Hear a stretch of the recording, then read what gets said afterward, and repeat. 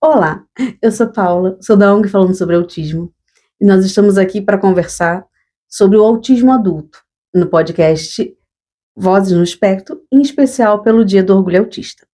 Nós temos dois nomes de peso e referência, Fábio e a Adriana. No primeiro bloco vamos conversar com o Fábio e depois a gente entra num papo de mulheres com a Adriana. Fábio, você quer falar um pouquinho sobre você? Olá, tudo bem, Paula? Como é que tá? Agradecer o convite, estar aqui com vocês, a rádio aqui, Portal, por essa oportunidade, a gente falar um pouquinho do autismo, né, na vida adulta, falar um pouquinho sobre essa data do Orgulho Autista, né, vou me apresentar para o pessoal aí. Eu sou Fábio Cordeiro, então sou presidente da Onda Autismos, uma ONG nacional, que trabalha aí pelos direitos das pessoas autistas, sou uma pessoa autista, sou pai de autistas, irmão de autista, a genética ali na família está bem presente, né? E estou aqui para contribuir um pouquinho, entender um pouquinho o que significa essa data. Acho que essa é uma dúvida que o pessoal tem ainda sobre o que é essa data do Orgulho Autista, o porquê dessa data do Orgulho Autista, né? Tem algumas pessoas que questionam. Estamos aqui para conversar, para contribuir. O principal é para a gente fugir desse preconceito, esse medo que as pessoas têm de encarar que o autismo chega na fase adulta, principalmente a gente se expor, né? Acaba que acham que a gente tem que ficar ali quietinho, caladinho, mas as crianças crescem e... Essa data ela foi criada justamente para isso, né? Para tirar um pouco esse estigma, primeiro, de que o autismo tem que ser algo sempre ruim e de que ele simplesmente fica retido ali na infância. Então foi criado por pessoas adultas que queriam mostrar um lado do autismo onde não fosse só o déficit, né? E também trazer um pouco dessa questão de que as pessoas, todo mundo, né? Aí não estou falando só de autistas, que as pessoas podem e devem se orgulhar de si próprios, os autistas também. Então é isso que acho que as pessoas às vezes confundem quando a gente fala em orgulho autista, é achar que a gente está exaltando algo que traz muitas dificuldades. Na verdade, a gente está exaltando uma existência onde a gente tem que passar por essas dificuldades. Um movimento de autoaceitação, né? Também, autoaceitação. Você vai, assim, é muito mais assim, eu não preciso me envergonhar de quem eu sou. Exatamente. E aí essa linha que é um pouquinho complicada para quem está um pouco de fora, até algumas pessoas que convivem, mas convivem sentindo como nosso suporte, sentindo o peso, e aí em alguns momentos é difícil realmente de ver o porquê a gente precisa se orgulhar. Se orgulhar é importante, porque se orgulhar não quer dizer que a gente está negando as dificuldades, é pelo contrário, você se orgulha geralmente do que não é tão simples, do que não é tão fácil, né? Ninguém se orgulha do que é muito fácil. Se orgulhar quer dizer que você tem direito de existir da maneira que existe, tem que ser respeitado dessa maneira que você existe, né? E aí muitos adultos passam por uma grande invalidação, mesmo antes de ter o diagnóstico. Eu digo que a primeira barreira que o autista enfrenta é a do diagnóstico. Se você pega outras pessoas da comunidade da pessoa com deficiência, às vezes elas não passam por essa primeira barreira, onde a deficiência muitas vezes é mais visível, né? Se é uma deficiência de ordem física, se é uma questão como uma síndrome de Down, por exemplo, onde tem a afeição da pessoa que mostra aquilo. No autismo, não. A primeira barreira que a pessoa passa é que muitas vezes ela não consegue nem ser identificada. Não é se identificar, é ser identificada como tal. Não é reconhecida como uma pessoa autista. Não temos cara de autista. Não tem cara de autista. Então, é a primeira barreira que a pessoa enfrenta. A partir dali, quando você fala em diagnóstico de adulto, e muitas vezes diagnóstico tardio no Brasil, é difícil ainda hoje um adulto que teve diagnóstico na infância, porque há 20 anos atrás era muito complicado esse diagnóstico de existir. Então muitas pessoas vêm, claro, com uma história de vida, onde elas tiveram que passar por dificuldades sem ter o apoio para aquilo. Elas tiveram que criarem estratégias para passar por essas dificuldades. Elas tiveram que muitas vezes mascarar essas questões para poder serem aceitas ou pensar que seriam aceitas nos meios. Muitas vezes nem assim eram aceitas, né? E se a gente for parar para pensar, muitos autistas adultos que estão recebendo o diagnóstico hoje são sobreviventes. Porque quantas vezes a gente não passou por barreiras, passou por dificuldades que nos gerava desespero e a gente sobreviveu aquilo tudo sem suporte, às vezes até com algum suporte que não era consciente, mas a gente foi sobrevivendo, e aí, nisso, se a gente for parar para ver, vai aumentando os CID junto com o do TEA. Vai entrando ansiedade, depressão. Ano passado mesmo eu tive o princípio de ansiedade fóbica.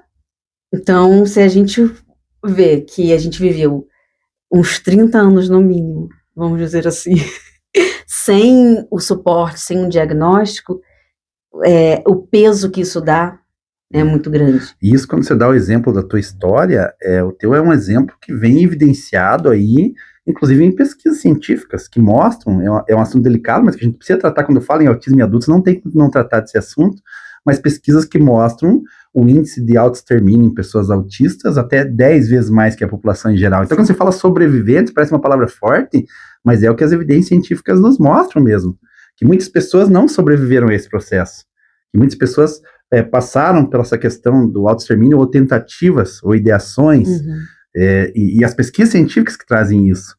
Ontem mesmo eu estava lendo uma pesquisa que eu já tinha visto anteriormente e que ontem me deparei de novo com ela, lá do Reino Unido, onde eles pegaram casos de pessoas que haviam se suicidado e fizeram histórias pregressas dela, muitas delas, bem mais do que a porcentagem de autismo na população em geral, a porcentagem da população em geral, se encaixavam para diagnóstico de autismo. E eram pessoas que já tinham morrido.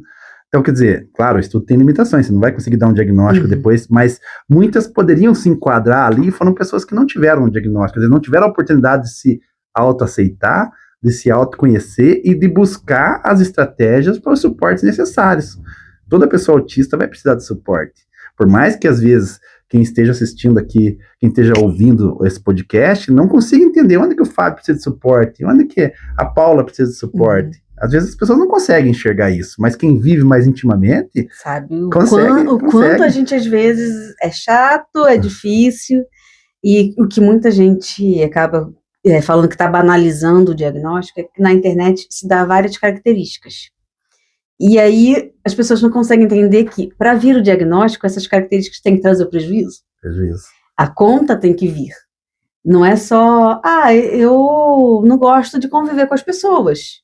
Tá, mas isso te dá uma mudez seletiva quando você chega no espaço?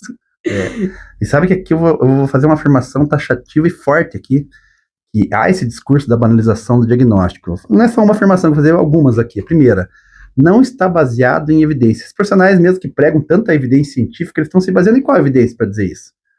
Porque as pesquisas mostram o contrário, mostram que há uma falta de diagnóstico. Então, você é taxativo aqui, não há banalização do diagnóstico. Quem diz isso não está baseado em evidência.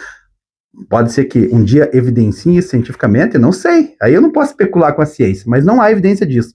A evidência é o contrário.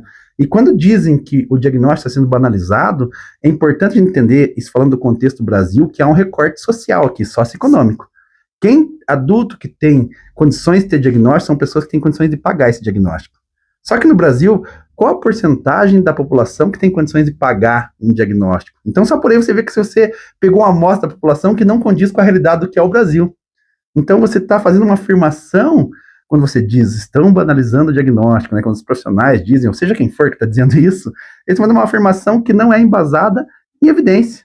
Sim. Então, o mesmo profissional que prega que o tratamento tem que ser baseado em evidência, que o acompanhamento do autismo tem que ser baseado em evidência, que o estudo do autismo tem que ser baseado em evidência, ele não pode se basear em falácia para trazer uma afirmação tão séria quanto essa. Vira um sofisma, né?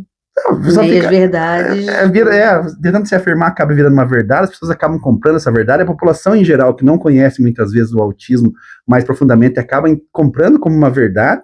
Isso sim vai cercear direitos de pessoas autistas, e não como alguns outros discursos querem trazer, que um autista nível 1 pode tirar o apoio de um autista nível 3, ou o direito do autista nível 3.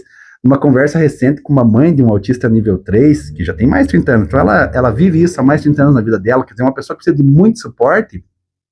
Eu falei com ela assim, parece que antes de 2013, antes do autismo ser classificado como espectro nos manuais, parece que o direito dos autistas nível 3 estavam garantidos, eles tinham tudo, daí chegou o autista nível 1 e tirou. E ela disse, não, isso não é verdade, não tinha. Então hoje a gente tem muito mais força, com o autismo sendo esse espectro, essa comunidade ampliada. Então, eu sempre digo que as pessoas têm que prestar atenção a que serve esse discurso de querer separar, dizer que perde direitos, porque a realidade que eu vejo também não é essa.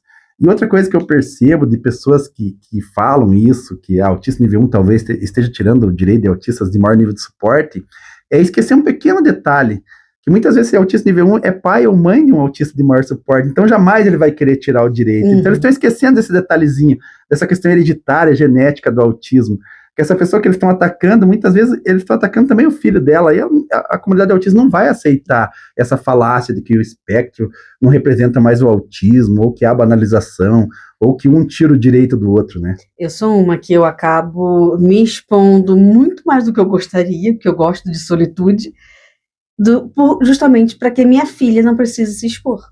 Eu vou lutando pelos direitos para que ela não precise lutar. E eu vejo muito isso. A maioria de nós recebemos os diagnósticos após os diagnósticos dos filhos, e aí a gente compra pra gente a briga. Eu tenho um irmão com síndrome de Down e autismo. E assim, uma das grandes preocupações da minha mãe, que ele tem maior comprometimento, é que o que vai ser dele após ela falecer. Isso é uma preocupação que as pessoas têm. E esse assunto também tem que ser trazido no Orgulho Autista. Eu acho importante você tocar nisso, porque, e eu sempre repito isso, hoje quando vem o Fábio aqui e fala de Orgulho Autista, o Fábio também tem filhos autistas, mas pode ser que eu esteja vivendo um momento do autismo diferente de outras pessoas que estão nos vendo. Eu não nego nunca que, com certeza, eu ia falar talvez, mas não, com certeza tem pessoas que vão assistir esse podcast que hoje eles não estão vendo nada para se orgulhar no autismo, não estão vendo nada de belo, não estão vendo nada de bom, tudo que eles enxergam é negativo. Então são momentos de vida que precisam ser respeitados também. Essa pessoa tem que ter uma atenção maior ainda das políticas públicas, rede de apoio, acesso. Então não é que quando eu falo de orgulho autista, eu estou querendo dizer que todo mundo tem que se orgulhar nesse momento do que é. Mas eu estou dizendo o quê quando eu digo orgulho autista? Que todo mundo tem o direito de se orgulhar de si. E não que é uma obrigação. Tem o direito de se reconhecer como uma pessoa de direito. Isso, como cidadão. E até aquele autista de maior nível de suporte, ele pode nunca ter independência, mas e quanta autonomia ele pode ter? E para ter essa autonomia, o que ele vai precisar? Então é isso que a gente busca com esse orgulho. Orgulhar-se de si próprio, do seu filho, não é se orgulhar de um diagnóstico, não é se orgulhar do autismo, é se orgulhar de uma pessoa que é autista. E assim, as pessoas falam muito em relação ao BPC, por exemplo. E, pegou o diagnóstico para pegar o BPC. Gente, 1/4 de salário mínimo por pessoa para você ter direito. A pessoa está em extrema vulnerabilidade. Como é que uma mãe, com um filho de maior suporte, em extrema vulnerabilidade, vai viver sem um BPC? Porque onde ela vai deixar o filho dela para trabalhar? Às vezes eu tenho outra dúvida, né? Eu não recebo o BPC, não preciso do BPC, mas você traz uma pergunta, como é que uma mãe vai viver sem o BPC? Eu me pergunto às vezes como é que uma mãe vai viver só com o BPC, que é muito pouco. E de novo, o que as evidências trazem, o que as pesquisas mostram no Brasil, é que pouquíssimas pessoas têm acesso a esse benefício. Porque parece que você pega o laudo hoje, amanhã você vai estar ganhando de BPC, e não é assim. Então, os direitos, eles existem, as leis brasileiras até são boas, tem muitas leis boas, mas o acesso ao que as leis prevêem não é uma realidade também. E assim, as pessoas acham que assim, entrega o laudo com a chave do carro, com o IPVA grátis, com um concurso na mão e ainda um salário extra. Então. E não é. De novo, a gente tem que pensar sempre na realidade socioeconômica do nosso país, onde a grande maioria das pessoas não tem dinheiro para comprar carro, a grande maioria das pessoas não consegue, ganha o salário só para subsistência, e quando fala de autismo ainda, muitas vezes a pessoa tem que, ou alguém da família, ou a mãe cria sozinha, ou o pai, seja quem for, ainda tem que largar o emprego, tem que trabalhar menos horas para poder dar conta dos suportes daquele filho. Se tiver terapia, como é que você precisa de uma assistência para poder levar nas terapias? Porque assim, eu hoje sou servidora pública. Eu tenho redução, então eu consigo pegar e levar minha filha na terapia terças e quintas. Mas e aquela pessoa que trabalha de CLT? Como é que ela vai trabalhar, pegar o filho para levar para terapia? O patrão, nem todo patrão vai entender. Então, assim, são realidades que aí quando você fala assim dessa interseccionalidade, são realidades que a gente precisa parar para pensar. O Brasil é muito grande. Muito grande. E aí a realidade de uma região, de um estado, é completamente diferente da outra. Se a gente for nas periferias do Rio de Janeiro, por exemplo, pergunta ali quantos autistas adultos têm o diagnóstico. Você vai ver vários com características. Quantas mulheres negras de comunidades vão ter acesso ao diagnóstico? Porque é algo caro. Eu agradeço muito ao meu plano de saúde. A gente sempre tem muitas queixas, mas assim, eu agradeço muito o meu, porque eu tenho o meu diagnóstico, porque eles cobriram minha avaliação neuropsicológica.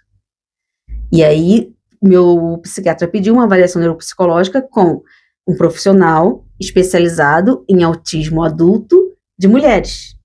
Porque até então, eu já tinha passado por uma que eu paguei, que ela falou que eu era inteligente demais para ser autista.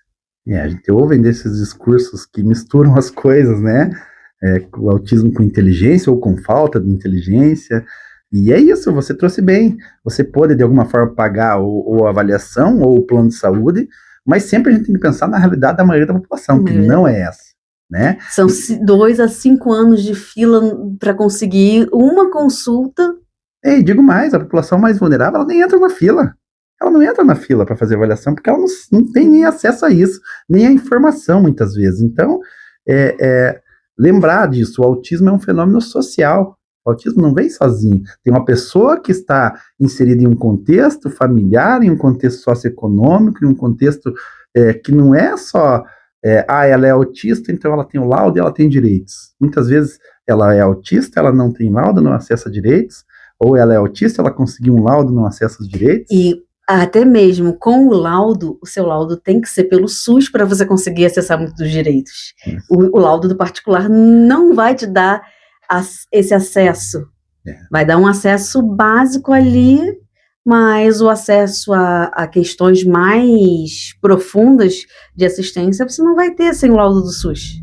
E para conseguir um laudo do SUS demora. E mesmo as pessoas que têm condições e que conseguem um diagnóstico ainda passam pelos preconceitos. Nós estávamos conversando antes de começar esse episódio sobre a interseção dos preconceitos, né? A nossa sociedade, estruturalmente, ela é uma sociedade machista, é uma sociedade racista, é uma sociedade capacitista, e a gente estava conversando sobre o exemplo daquela atriz, a Letícia Sabatella, né? Eu vi que ela virou um alvo de profissionais, o que me deixa espantadíssimo um profissional fazer qualquer avaliação por internet, tanto dizer que a pessoa é autista quanto não é, isso me deixa muito espantado, não pode ser um bom profissional se a pessoa faz isso, mas de pessoas políticos e pessoas leigas até, falando que a Letícia Sabatella não podia ser autista, porque é uma atriz famosa da Globo, e a população em geral ouve aquilo, às vezes uma pessoa que ela acredita, que ela confia, que tem um argumento de autoridade, ela compra essa ideia, e daí eu comecei a repensar os casos, e depois você vai conversar com a Adriana, eu queria que vocês, até como mulheres, né, podem se aprofundar mais nisso, mas foi algo que eu refleti, porque eu comecei a rever os casos na história recente, e daí a gente tem o caso do bilionário Elon Musk, que pelo que eu entendi do Elon Musk, pelo que eu li da biografia dele, não tenho certeza, ele nunca nem teve um diagnóstico formal, ele disse que ele era autista, e foi exaltado, olha só, um bilionário autista, todo mundo ficou feliz. O que eu ouvi é que ele se autodiagnosticou. Então, não existe autodiagnóstico, né, existe autorreconhecimento, diagnóstico tem que ser lá para um profissional. E daí, o Anthony Hopkins foi outro caso. Um ator, olha, o Anthony Hopkins foi diagnosticado com autismo com 70 anos, todo mundo falou, olha só, que lindo, ele tem um Oscar e é autista. Depois o próprio Anthony Hopkins veio a público dizer que isso é uma bobagem, que ele nunca teve esse diagnóstico. Mas todo mundo exaltou.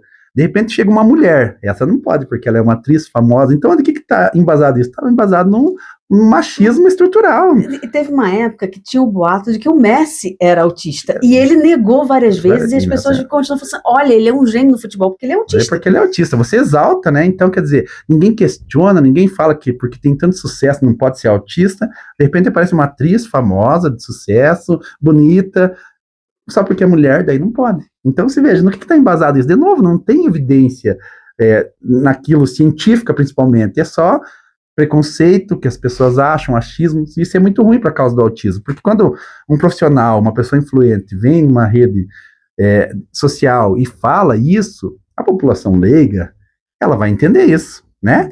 Ela vai entender, por isso é importante em momentos como esse, onde tem a oportunidade de estar num podcast falando sobre isso, para as pessoas entenderem um pouco mais o que é esse orgulho autista, por que estão falando de orgulho, sendo que é uma condição que traz tantas dificuldades. Então é importantíssimo esse momento para a gente poder trazer um pouco o outro lado da história, que as pessoas, às vezes, que não convivem, não enxergam. Uma coisa assim, quando surgiu a ideia na diretoria falando sobre autismo, as próprias diretoras que são somente mães atípicas, elas falam assim, eu gostei muito disso, porque eu quero ouvir, quero ver se tem alguém que parece com meu filho, se tem alguém que parece com a minha filha, como é que vocês superaram isso? Então, assim, começou ali a inflar e a surgir várias ideias, vários questionamentos, justamente por causa disso, porque, assim, parece que a sociedade esquece que é um recorte racial, é um recorte financeiro, é um recorte até mesmo de localidades, porque eu acho muito difícil que no norte do Brasil tenha, por mais que de repente tenha recurso, você tenha acesso lá, muitas das vezes deve ir para lugares com maior assistência, então assim, é um recorte muito pequeno e parece que chegou numa certa idade e acabou.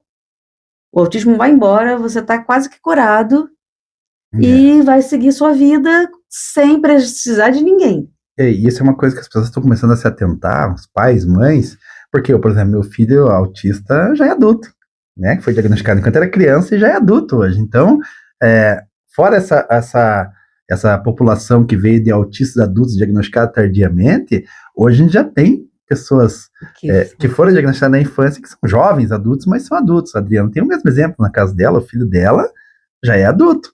Então, as pessoas estão se preocupando também um pouco mais por causa disso. E é importantíssimo que se preocupe, porque quando você fala em vida adulta, você fala em mercado de trabalho, você fala em faculdade, você fala em residência assistida, se for o caso, porque nem todo autista vai para a universidade, nem todo autista vai trabalhar, e isso também a gente não pode esconder. A gente não pode pôr para debaixo do tapete que tem pessoas autistas que vão precisar de um suporte muito substancial a vida toda. Sim. Você falou do teu irmão, o que será dele? A sua mãe se preocupa, o que será dele quando ela não estiver mais aqui? Então, esses casos têm que ser pensados como política pública. A gente não pode jogar tudo nas costas da mãe, do pai, da família e deixar que a família se vire. E para isso serve. Que, assim, a gente questiona bastante nas rodas ali. Realmente, faltam centro-dias, faltam moradias assistidas, trabalho assistido, falta muita coisa para que um adulto consiga subsistir. Porque, assim, às vezes, a única coisa que o autista, vamos dizer, os jovens adultos, eles querem conseguir ter uma vida próxima de uma pessoa típica. Até mesmo por questão de não querer ser apontado como diferente. Ele vai chegar uma idade que vai querer morar sozinho. Mesmo que assim, não tem tanta necessidade assim, não tem tanto comprometimento. Mas por que não ter um espaço que possa, uma moradia coletiva ali, que possa ter um suporte para eles terem a independência deles? Sair um pouquinho daquela coisa assim, vai ser sempre embaixo da saia da mãe.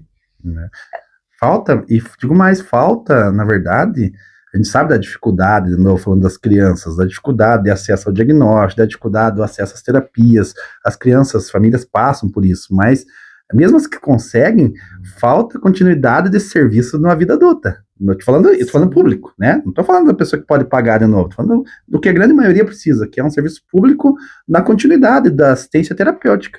Isso eu, particularmente, não conheço nenhuma cidade que tenha um serviço público que trate de pessoas adultas autistas. Eu acho que não conheço nenhuma cidade.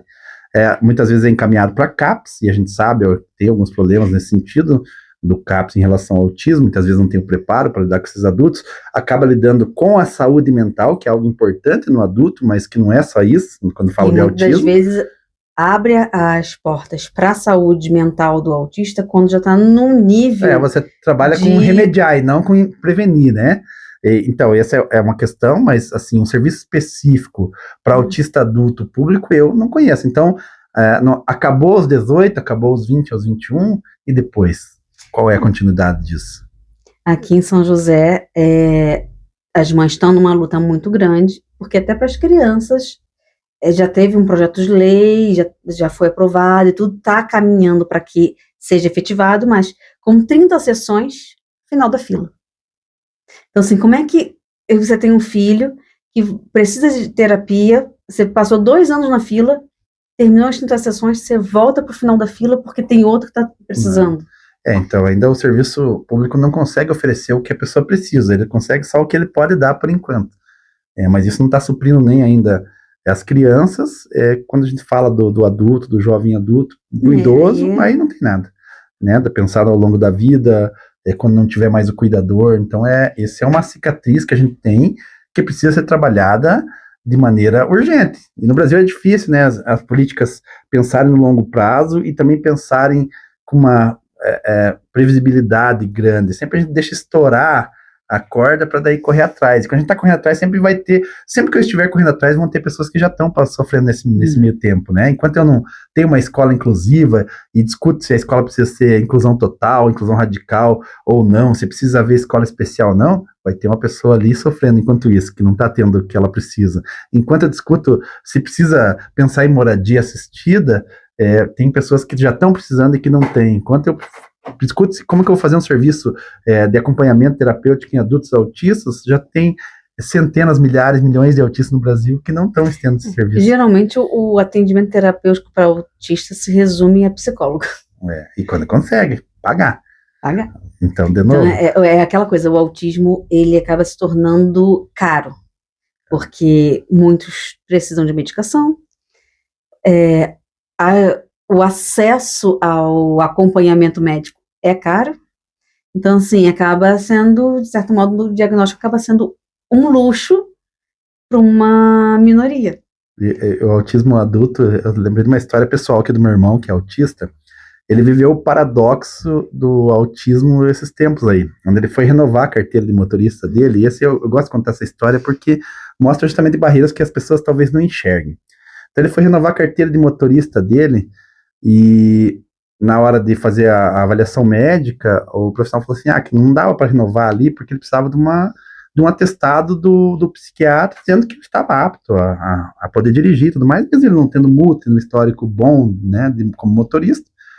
Ele teve que pediu essa avaliação do profissional do psiquiatra. E então ali ele era muito autista para ter a carteira renovada, como qualquer outra pessoa teria. Aí ele foi atrás desse profissional, porque ele não tem plano de saúde, não tem condições hoje de pagar um profissional, uma consulta, e ele foi atrás do profissional na rede pública. Então ele foi à unidade básica de saúde, e lá você não consegue marcar um psiquiatra, você não consegue chegar lá e falar que era um psiquiatra, você ser encaminhado. Então foi marcada uma consulta com um clínico geral.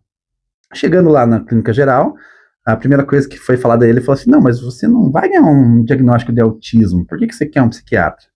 Aí ele falou, não, mas o diagnóstico que eu já tenho, eu preciso do psiquiatra primeiro, porque eu tô sem acompanhamento, e segundo, porque eu preciso desse laudo específico para poder renovar minha carteira. Ela falou, não, mas eu não acho que você precisa ser encaminhado ao psiquiatra, porque eu não tô vendo aqui, precisa de uma consulta de 5, 10 minutos. Então quer dizer que, olha só o paradoxo que o autista adulto vive às vezes. Para renovar a carteira, ele era muito autista. Para conseguir um acompanhamento psiquiátrico, ele não era tão autista, a ponto dela dizer assim, você não vai ganhar um laudo. Quer dizer, a mesma pessoa, nós estamos falando da mesma pessoa, que no momento, para ter um acompanhamento terapêutico, ela não precisa, ela não é autista. Para exercer um direito, que é dirigir, aí ela é muito autista.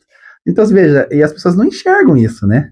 Assim, eu já ouvi vários relatos como esse, como também eu já ouvi relatos de que quando chegou lá e apresentou o laudo, teve a renovação negada.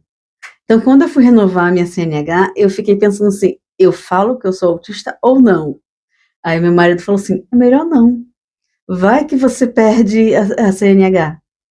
Então, assim, é aquela coisa, em muitos momentos a gente ainda fica assim, eu me revelo ou eu fico quietinho? O que eu faço? Porque aonde eu me encaixo?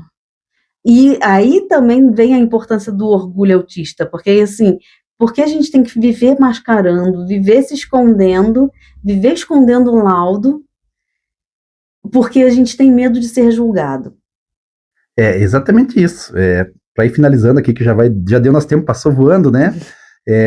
Isso é mais uma barreira que o autista adulto passa, que você trouxe. Será que eu conto no trabalho? Será que eu conto lá quando vou exercer um direito? Será que eu conto na minha roda de amigos? Então, para isso, é mais um motivo de uma data como essa, que marca o orgulho autista. Para dizer às pessoas que estão nos vendo hoje, que são autistas, pais, mães de pessoas autistas, que daqui a pouco serão adultos também, ó, você merece se orgulhar de si próprio. Seu filho merece se orgulhar de si próprio. além das dificuldades, por causa das dificuldades, e não se orgulhar do diagnóstico do autismo, mas de quem você é. Eu acho que é isso.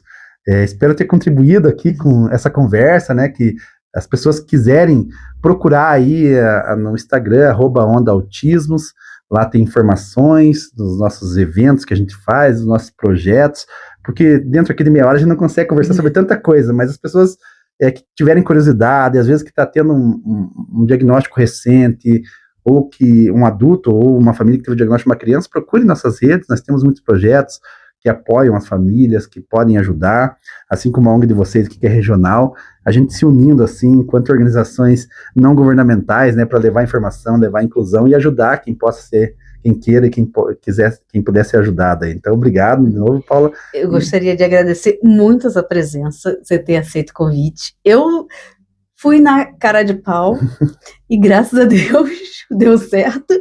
Foi um papo que, como você falou, passou muito rápido e eu acho que, assim, são momentos que vão ficar, nem que seja uma sementinha. Isso. Imagina, conta sempre comigo. Obrigado, hein, pessoal. Ai, eu esqueci de falar do... Pode falar. A gente vai parar aqui com o Fábio um pouquinho e em breve, em alguns minutinhos, a gente retorna com a Adriana no segundo bloco. Perguntaram para nós, pessoas que convivem com o autismo, o que você gostaria de falar sobre o autismo para o mundo? E aqui estão as nossas respostas. Não somos iguais, mas enfrentamos desafios semelhantes. Socializar é difícil, mas amo muito as pessoas. Não tenho necessariamente deficiência intelectual. Não sou obrigatoriamente um gênio. Também sou sensível e tenho amigos. Não estou isolada em um mundo à parte. Muitos são diagnosticados apenas na vida adulta e outros sequer terão oportunidade de ser. Eu sou Leila Moreno e fui diagnosticada com autismo de suporte 1 com 26 anos. Todos somos iguais, mas cada um com seu próprio jeito de ser. Olá, voltamos para o nosso segundo bloco. Agora a gente vai conversar com a Adriana do Vivendo a Inclusão, uma mulher que eu admiro muito, que eu já fui em vários dos eventos que eu acho o máximo. Adriana, quer falar um pouquinho sobre a vivência, sobre como foi esse diagnóstico, essa descoberta?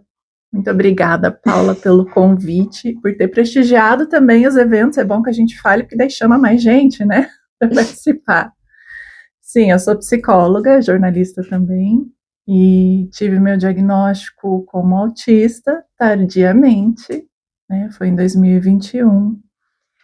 E diferente de muitas outras pessoas autistas que têm esse diagnóstico na vida adulta, para mim foi uma experiência um pouquinho, né, peculiar, digamos assim, porque eu já vinha há muitos anos acompanhando o autismo por causa do meu filho, que hoje tem 21 anos, né, então desde 2008 que eu tô pesquisando bastante, estudando e convivendo com pessoas autistas, então para mim não foi aquela surpresa, né, e não foi como se eu tivesse que descobrir a respeito do autismo, e eu percebo que isso é uma dificuldade que muitos autistas têm ao receberem esse diagnóstico.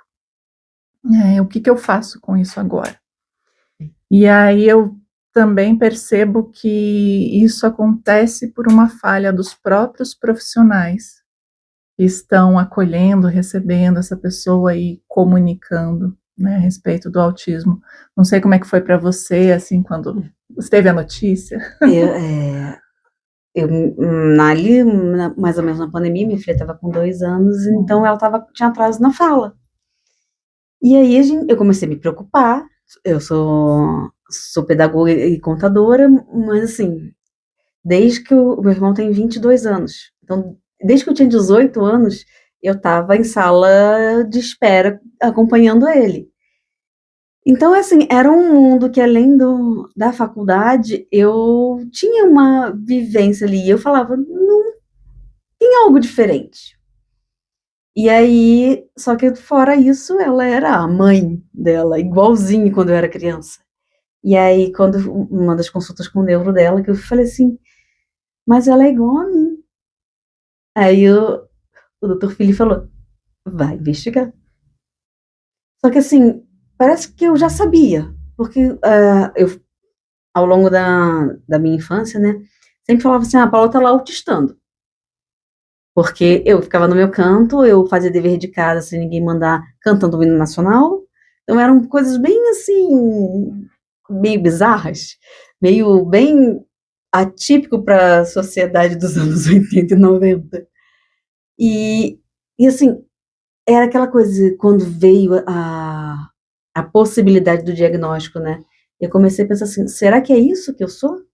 Será que eu não sou esquisita, não sou chata, não sou mimada? Todos esses rótulos que me deram não me cabem?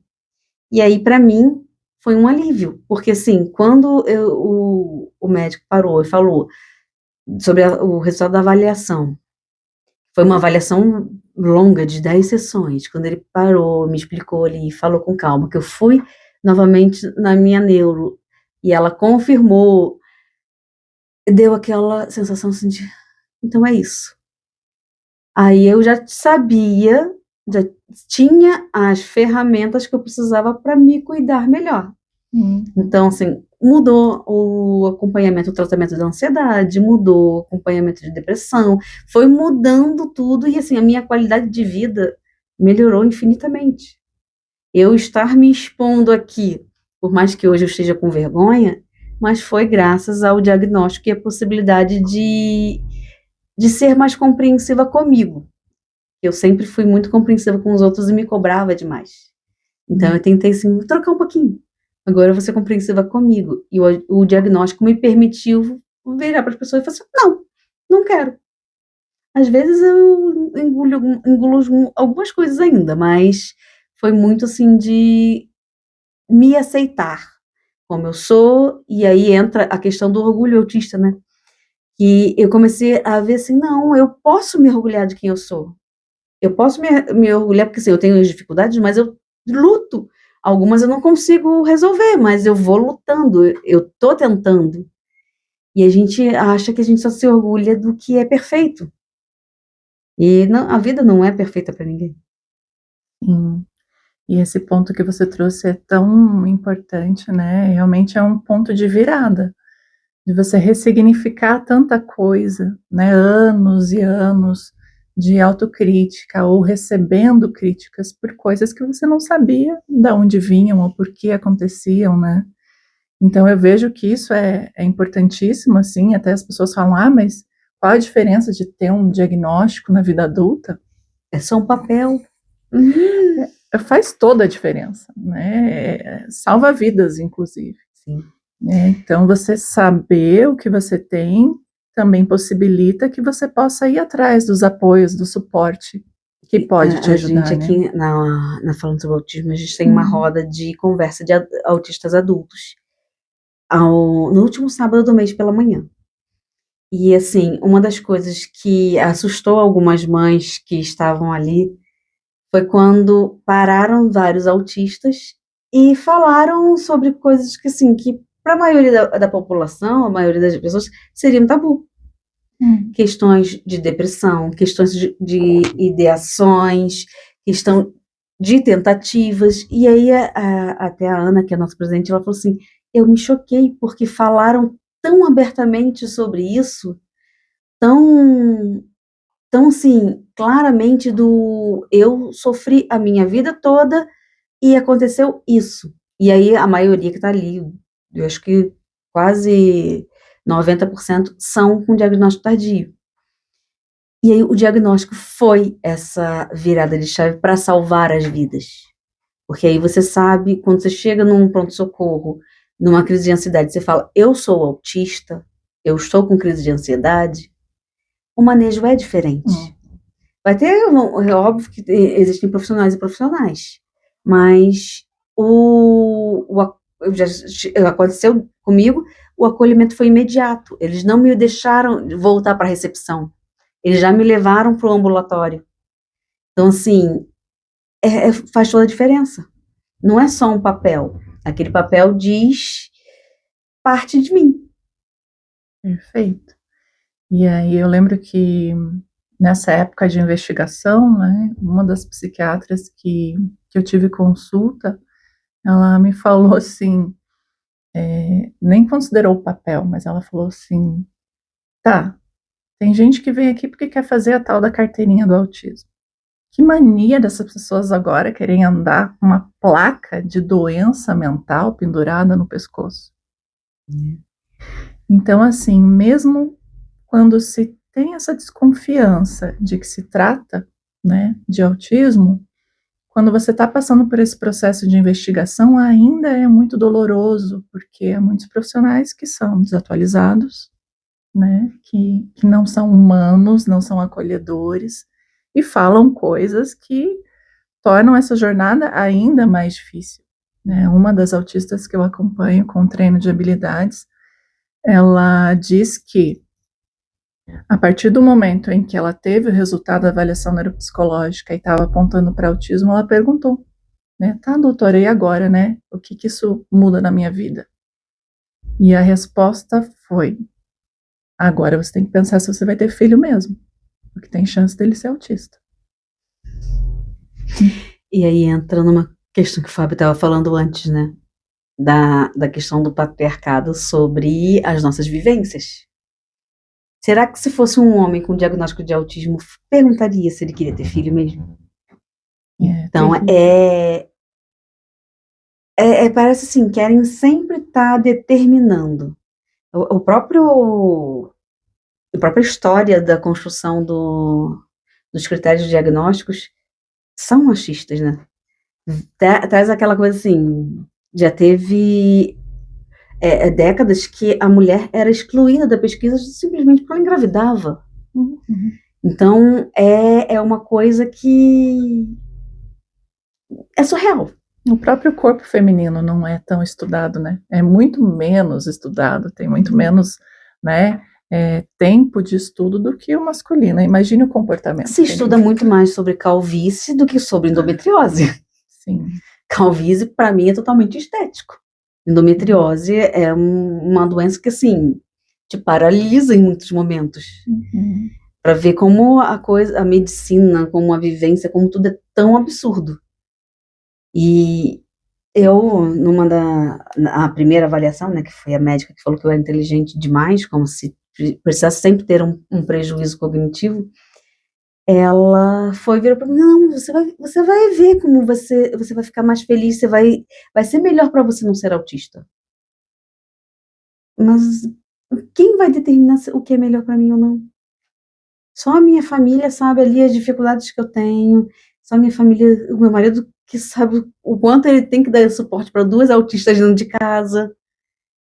E são profissionais que deveriam estar extremamente capacitados para, no mínimo, acolher. Eu posso não concordar, mas por que não ficar calado? E ter uma sensibilidade, né, daquela pessoa, porque se ela está buscando esse serviço, seja um serviço psicológico, psiquiátrico, é porque tem algum sofrimento. Né? Ninguém vai no médico, e muitas das vezes assim, vai no médico sai dali tomando vários medicamentos, porque acha legal. Nossa, eu vou virar autista, eu vou estar na moda. Sim. E aí, por isso que também essa virada de chave de receber esse diagnóstico é tão importante, pela questão do autoconhecimento, mas pela questão de rede também, né, de conexão com outras pessoas que entendem essas vivências. E assim, uma coisa também que o diagnóstico me trouxe foi não mascarar tanto. Eu vivia mascarando, eu estava sempre com crise de enxaqueca, sempre irritadíssima. Eu tinha a instinto de ficar mordendo o canto da boca, arrancando pele da unha.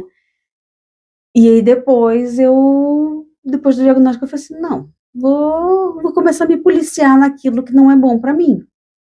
E aí eu fui, às vezes eu sou sem filtro, vou ser sem filtro mesmo.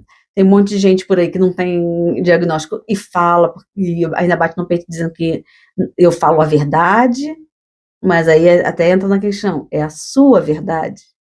Mas então vou ser quem eu sou.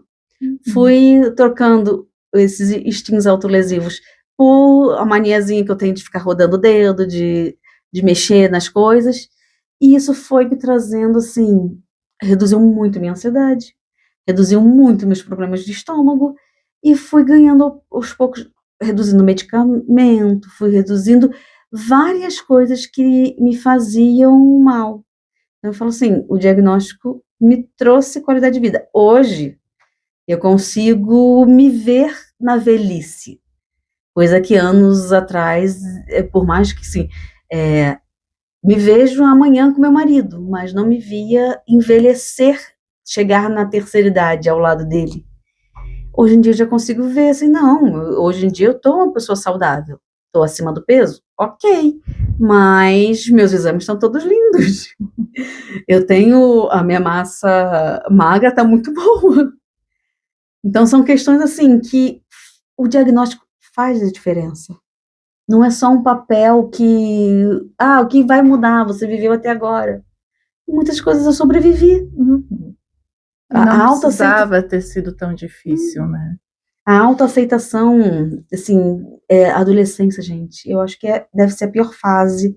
Para mim foi uma fase bem complexa, mas eu acho que para o autista em geral deve ser uma fase terrível, porque é uma fase que a gente quer ser aceito, quer pertencer a um grupo, e ou a gente vai ser a piada do grupo, ou a gente vai sempre imitar alguém.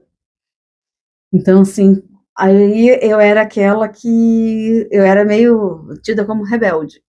A minha filha morre de rir, porque eu usava batom preto, batom roxo, era bem meio gótica.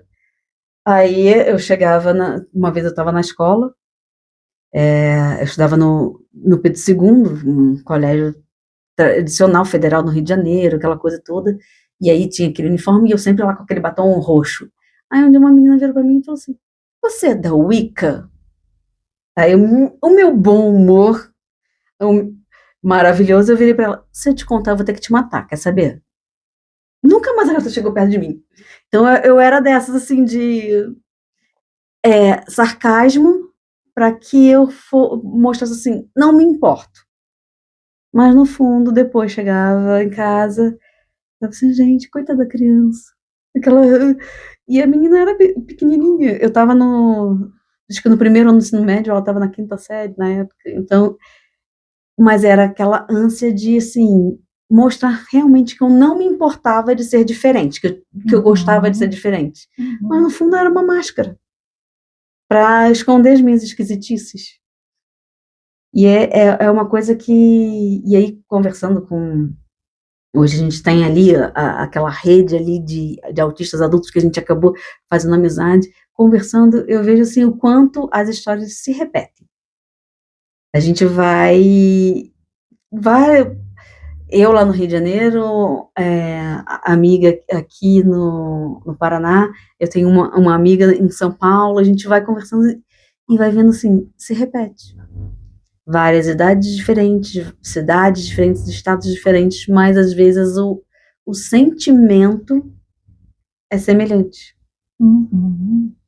Porque a gente vive nessa cultura que é capacitista, que é preconceituosa, né? Tem muitas barreiras, e aí essa dificuldade em lidar com quem a gente é, em expor isso ou não expor, e tá sempre sendo criticado, e senta direito, e conversa direito, e cumprimenta a pessoa, então é como se a gente estivesse crescendo, falhando, né, em diversos pontos. Para a mulher é muito fácil também esconder o autismo na fase do crescimento, porque assim, uma menina que sentadinha, quietinha, que não fala nada, não se move, gente, como ela é educada, é uma princesinha, tão comportada ela.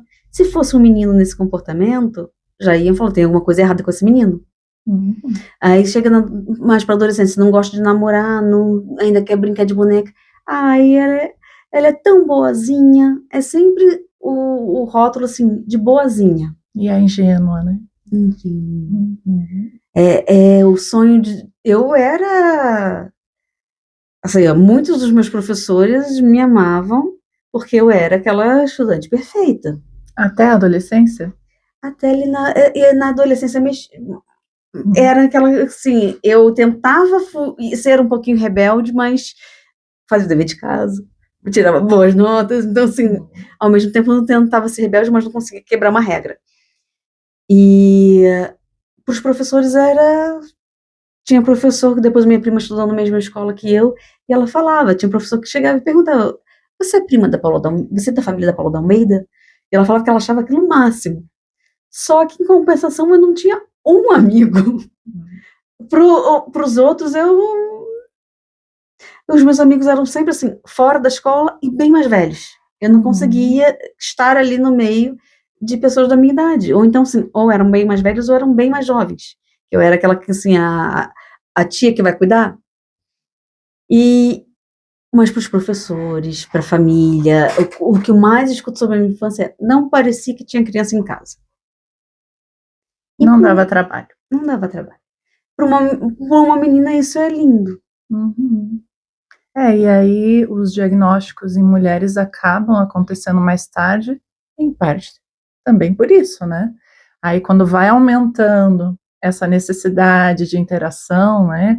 Os desafios vão se tornando mais frequentes, aí de repente já tem que fazer entrevista, né? Já tem escolher um curso, vestibular, faculdade, entrevista de emprego, lidar com o ambiente, né? Organizacional. Mas eu já fui o contrário de você, viu? Eu era aquela aluna mais medíocre, assim. Eu estudava, meio que passava de recuperação, porque eu não via sentido em estudar aquilo. Né? Ficar decorando coisas, eu achava tudo aquilo uma O meu grande perda problema de tempo. é que eu sempre quis corresponder à expectativa de todos. E eu não consigo quebrar regras. Entendi. Então, assim, isso era muito difícil. E às vezes eu tentava ser rebelde. Só que também é aquela coisa assim, você falou sobre estudei ali para passar. Eu não gostava também de me esforçar.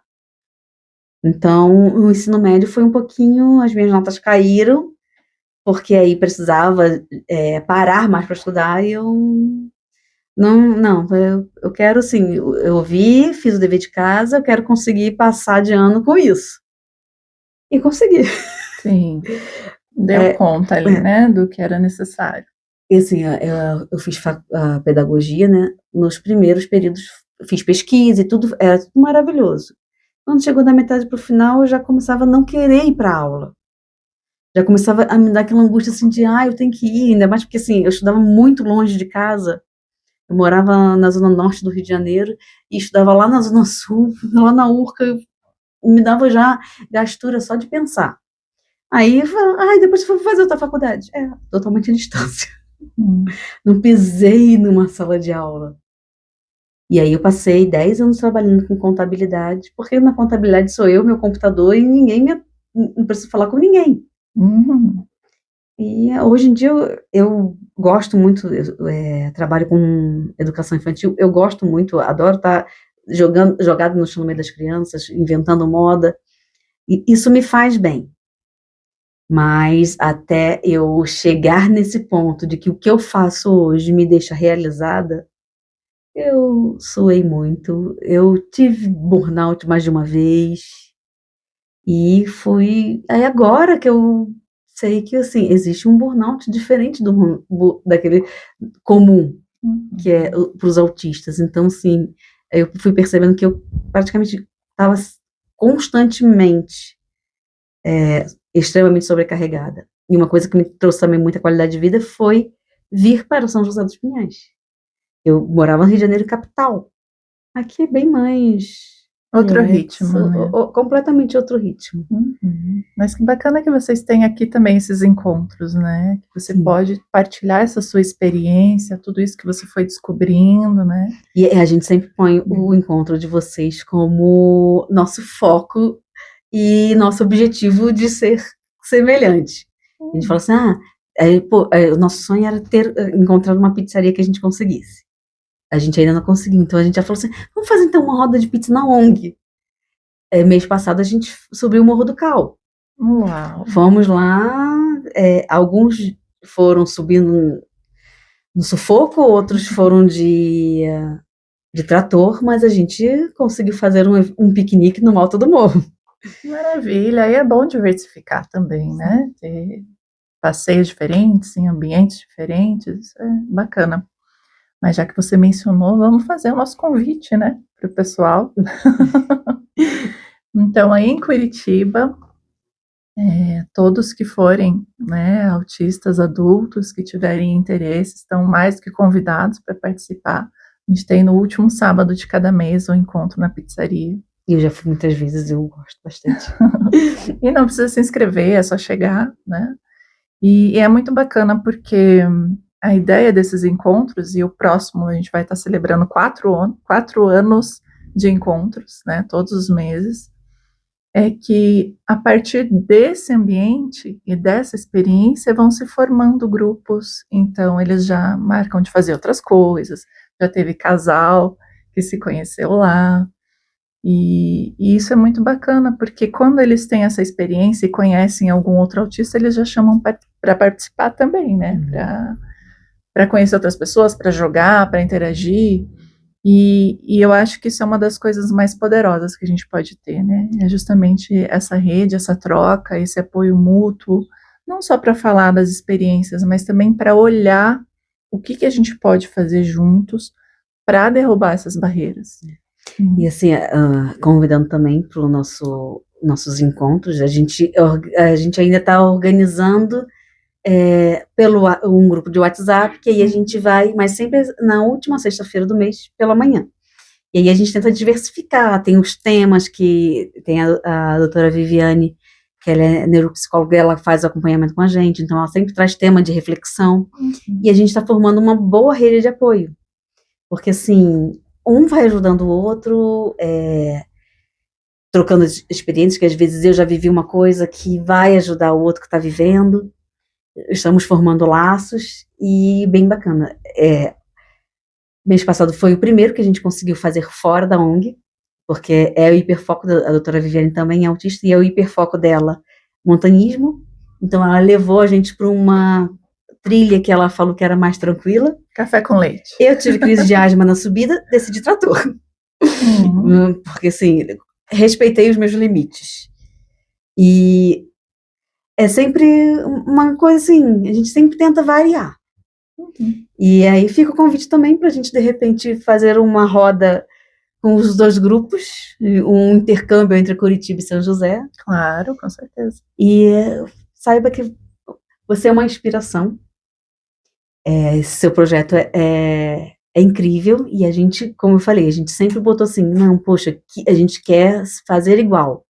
E aí a gente está tentando criar do nosso jeito essa ideia de grupo de autistas adultos aqui em São José, um coletivo. Agradeço muito que você tenha aceitado o convite.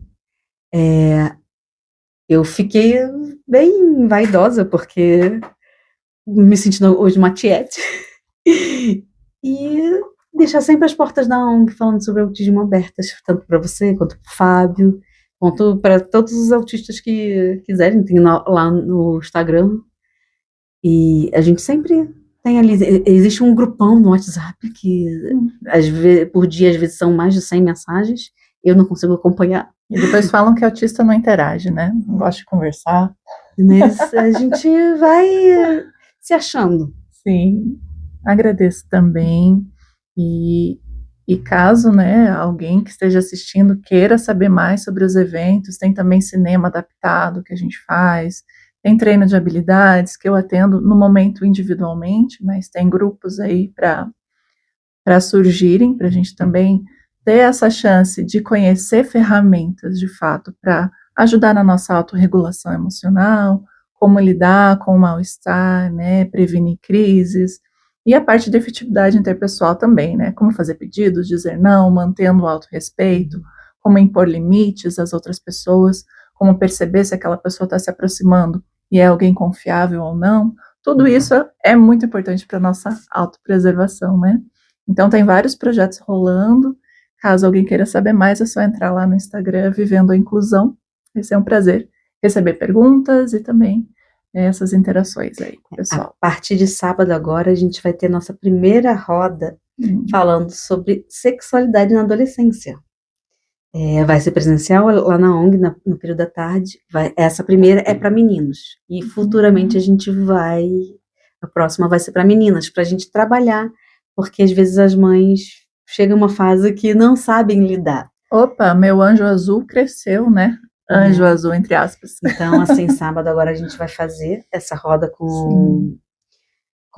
voltada para os meninos, com temas assim que são tabu, mas que precisam ser ditos.